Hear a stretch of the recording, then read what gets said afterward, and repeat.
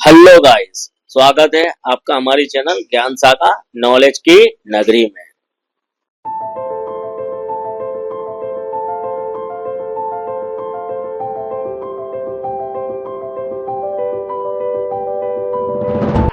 आज के इस वीडियो में डिराइव फिजिकल क्वांटिटी को एक एक करके समझेंगे। ये सारी क्वांटिटी बहुत इंपॉर्टेंट है, कुछ 11th में और कुछ 12th में काम आएगा। अभी आपको कोई फिजिकल क्वांटिटी अगर समझ नहीं आ रही है तो बिल्कुल डरने की जरूरत नहीं, आगे आने वाले 2 सालों में सब कवर कर। तो अभी बिल्कुल भी टाइम ना गवाते हुए आज हम लोग पहले जो फिजिकल क्वांटिटी देखेंगे वो है प्रेशर। ठीक है, तो प्रेशर क्या होता है? फोर्स अपॉन एरिया, है ना। और हमने ऑलरेडी सीख लिया कि फोर्स का यूनिट क्या है। ठीक है, तो आज मैं उस पर डिटेल में नहीं जाऊंगा। ठीक है, तो फोर्स का यूनिट होता है न्यूटन, एरिया का यूनिट होता है मीटर स्क्वायर। ठीक है, तो अगर फोर्स का हम लोग डायमेंशनल एनालिसिस देखें तो क्या होता है m1 l1 t-2 और एरिया का होगा l स्क्वायर, है ना। अब थोड़ा आप लोग भी सीरियस हो जाओ और सारे यूनिट याद रखो, क्योंकि आप यूनिट याद नहीं करोगे तो नहीं चलेगा, आगे कुछ समझ नहीं आएगा। तो हर एक यूनिट को डीप में देखो, डीप में समझो, पूरा फिजिक्स सुधर जाएगा, क्योंकि जिसने फिजिक्स में यूनिट कर लिया उसका सब हो गया। ठीक है, तो सारे यूनिट परफेक्टली सीखना है। m1 l-1 t-2। ठीक है, तो प्रेशर का डायमेंशनल एनालिसिस क्या हुआ? m1 l-1 t-2। तो आज की हमारी दूसरी जो फिजिकल क्वांटिटी है वो सरफेस टेंशन। ठीक है, हाँ ठीक है, डिटेल में हम लोग सरफेस टेंशन फ्लूइड मैकेनिक्स में देखेंगे, है ना। ये फ्लूइड मैकेनिक्स का टॉपिक है, बट बेसिकली अभी हम लोग क्या करेंगे, यूनिटी डिराइव करेंगे इसका। ओके, चलो, तो सरफेस टेंशन क्या होता है?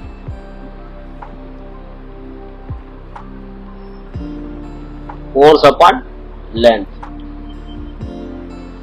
फोर्स का ऑलरेडी हमको पता है, यूनिट क्या होता है फोर्स का? न्यूटन, और लेंथ का यूनिट क्या होता है? मीटर, है ना। अब इसका अगर डायमेंशनल एनालिसिस करना चाहे तो हम लोग क्या कैसे कर पाएंगे? तो फोर्स का m1 l1 t-2 और लेंथ का होगा l1, तो इसका बनेगा m1 l0 t-2। आज की थर्ड क्वांटिटी फ्रीक्वेंसी है। ठीक है, फ्रीक्वेंसी बहुत हार्ड है। ओके, उसकी सिंपल इक्वेशन क्या है? v is equal to periodic time t। अब अगर मुझे इसका डायमेंशनल एनालिसिस करना है तो आई थिंक बहुत हार्ड नहीं है वो, है ना। तो मुझे क्या करना है, t को डिनोमिनेटर से न्यूमरेटर में ले लेना, t-1 खत्म। तो अब अगर मैं इसका डायमेंशनल एनालिसिस अब करने जाऊं तो क्या होगा? m0 l0 t-1, इसको नोट डाउन कर लेना। तो हमारी जो आज की fourth physical quantity time period, उसको हमें डिराइव करने की जरूरत नहीं है, क्योंकि वो one of the fundamental physical quantity है। बट मैं यहाँ पे लिख देता हूँ उसका जो डायमेंशनल एनालिसिस है। ठीक है, m0 l0 t1। Okay, now हमारी जो फिफ्थ क्वांटिटी है वो टॉर्क। टॉर्क क्या होता है? डिटेल में तो हमें सीखना है रोटेशनल वाले चैप्टर में, जो कि 11th साइंस में आएगा। ठीक है, torque is equal to r cross f होता है, बट हमें यहाँ पे डिटेल में नहीं जाना है, हम लोग खाली इसका यूनिट ही लेंगे। इसको लिखना होता है rf sin theta. Okay, r मतलब उसका जो यूनिट है मीटर आएगा, वो उसका यूनिट आएगा न्यूटन।